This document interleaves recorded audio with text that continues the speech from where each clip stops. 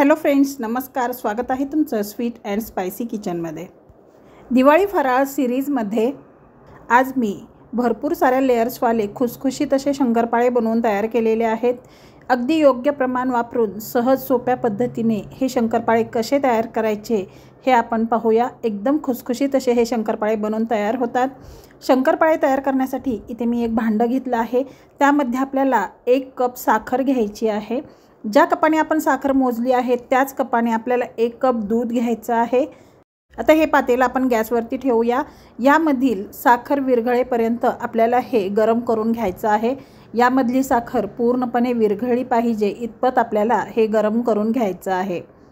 याचप्रमाणे तुम्ही जर अचूक प्रमाण वापरून शंकरपाळे तयार केले तर शंकरपाळे तेलामध्ये अजिबात विरघळणार नाहीत. ते एकदम छान खुसखुशीत असे बनून तयार होतील. आता इथे तुम्ही पाहू शकता यामधील साखर आता पूर्णपणे विरघळलेली आहे. गॅस बंद करून हे दूध आपल्याला थोडंसं थंड करून घ्यायचं आहे. आता इथे हे जे आपण मिश्रण तयार केलं होतं हे थंड झालं आहे. यामध्ये आपल्याला 1 कप तूप घालायचं आहे. इथे मी तूप गरम करून घेतलेलं आहे. ज्या कपाने आपण साखर व दूध मोजलं होतं त्याच कपाने आपल्याला इथे तूपसुद्धा वापरायचं आहे. आता यामध्ये मी 1 कप तूप घातलेलं आहे. हे परत आपल्याला व्यवस्थित असं मिक्स करायचं आहे. गॅस बंद आहे.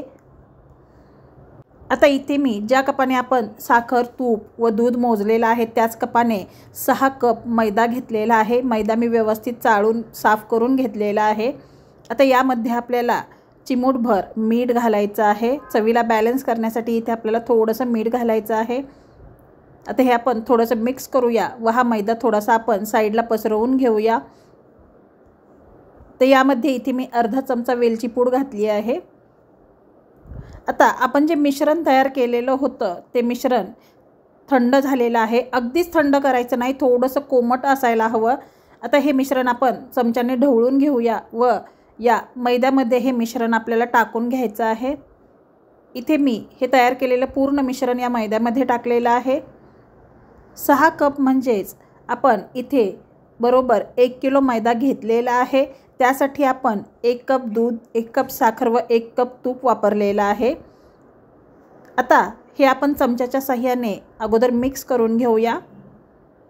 फक्त तुम्ही ज्या भांड्याने दूध व साखर घेणार आहात त्याच भांड्याने तुम्हाला तूप व मैदासुद्धा मोजायचा आहे. यामुळे तुमचं प्रमाण चुकणार नाही.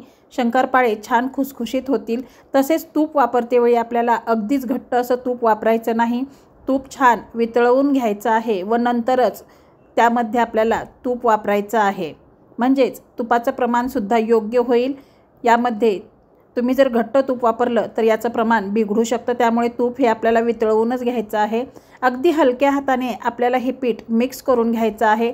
आपण कणिक मळतो त्याप्रमाणे हे पीठ अजिबात मळायचं नाही. आबडधोबड हे आपल्याला मिक्स करून घ्यायचं आहे. इथे मी पिठाचा गोळा तयार केलेला आहे. आता हे पीठ मळल्यानंतर आपण लागलीच याचे शंकरपाळे तयार करू शकतो. आता इथे मी या पिठाचे छोटे छोटे गोळे तयार करून घेणार आहे. तुम्ही पाहू शकता याप्रमाणे आपल्याला या पिठाचे गोळे तयार करायचे आहेत. पीठ आपल्याला अगदीच मळून मऊ करायचं नाही, जसं आपण चपातीला करतो त्याप्रमाणे नाही. हे पीठ आबडधोबड ठेवल्यामुळे काय होतं माहिती आहे का, शंकरपाळ्यांना छान अशा लेयर्स येतात व शंकरपाळे छान खुसखुशीत होतात. आता इथे तुम्ही पाहू शकता या पिठाचे मी 5 गोळे तयार केलेले आहेत. आता आपण शंकरपाळे तयार करण्यासाठी घेऊया. इथे मी पिठाचा 1 गोळा घेतलेला आहे. या पिठाची आपल्याला याप्रमाणे पारी तयार करून घ्यायची आहे. हे पीठ मळल्यानंतर मुरण्यासाठी वगैरे ठेवायची काहीही गरज नाही. पीठ मळल्यानंतर लागलीच तुम्ही याचे शंकरपाळे तयार करू शकता. आता इथे आपल्याला हे लाटून घ्यायचं आहे. याची आपल्याला एक जाडसर अशी पोळी लाटून घ्यायची आहे. शंकरपाळे तयार करण्यासाठी आपल्याला एकदम पातळ नाही तर छान जाडसर अशी पोळी लाटायची आहे. यामुळे काय होतं, शंकरपाळ्याला लेयर्स खूप छान येतात. त्यामुळे ही पोळी लाटतेवेळी आपल्याला जाडसरच लाटून घ्यायची आहे.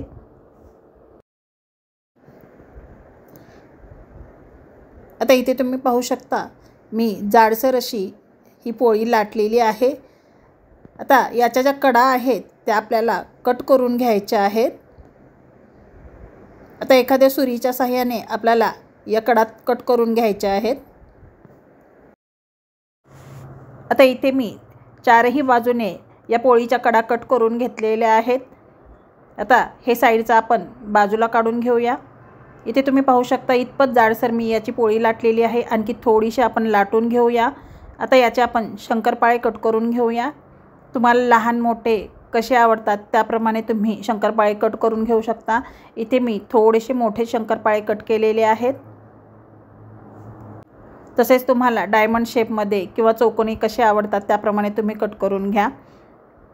तर शंकरपाळे तळण्यासाठी तुम्ही एका पोळीचे शंकरपाळे तयार केल्यानंतर लगेचच तळण्यासाठी टाकू शकता।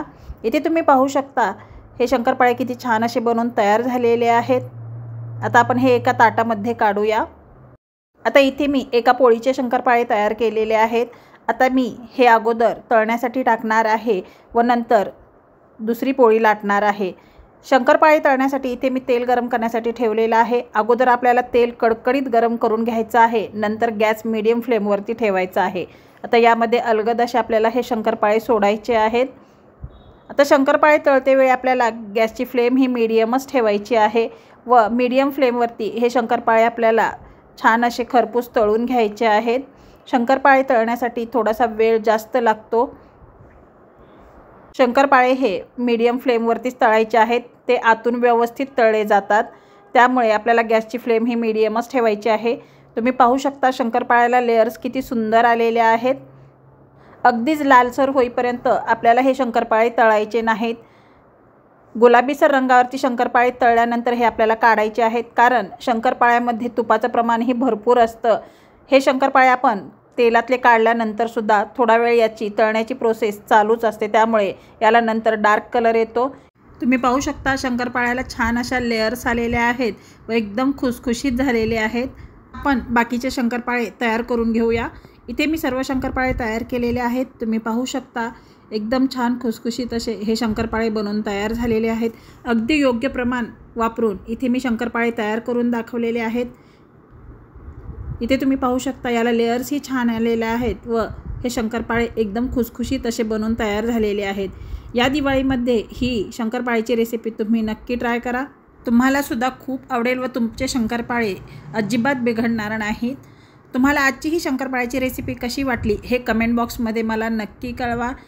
तुम्हाला यानंतर दिवाळीमधील कुठला फराळाचा पदार्थ पाहायला आवडेल हे कमेंट बॉक्समध्ये मला नक्की सांगा।